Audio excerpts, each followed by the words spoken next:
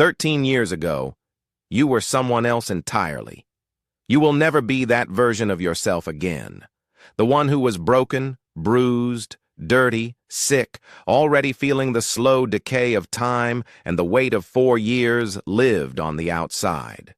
You won't lie and tell yourself this current you is better, because you don't believe it is. But you also don't think it's lesser. You've grown wiser, haven't you? You've endured things you never imagined possible back then. You keep hoping that one day you'll be able to look back and say it was worth it, that something cleaner came out of the wreckage. But right now you know the truth. Whatever better is, it hasn't arrived yet.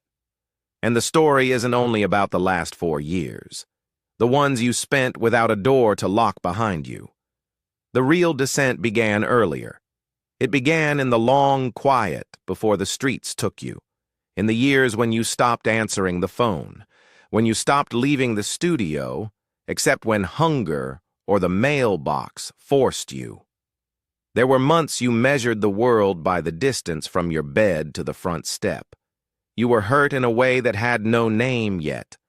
You were sad in a way that felt permanent. You were lonely in a way that made other people's voices sound like they belonged to another species.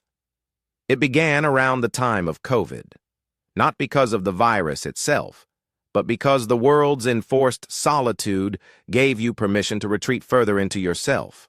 A part of you took that permission and used it to vanish more completely, into the conviction that you were unworthy of being seen, unlovable in the places that mattered, ugly in ways no one should have to witness.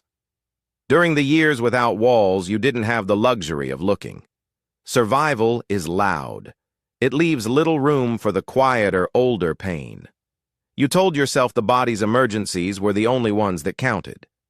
And for a while, that worked. Now the body is no longer the only emergency. Now there is a roof again. And with the roof comes the slow return of everything you had buried under the need to stay alive. You see it clearly now. The homelessness was never the beginning. It was what happened when the inside finally leaked all the way out. The fracture was already there. Quiet. Patient. Older than the streets. Older than the pandemic. Older than the months you spent speaking only to the walls of one small room. There is a place inside you that feels broken, beyond repair. You can feel it breathing when everything else grows quiet. It hurts in a way that doesn't ask for witnesses. It is scared in a way that doesn't want to be soothed. And you still don't know what to do with it. Not alone.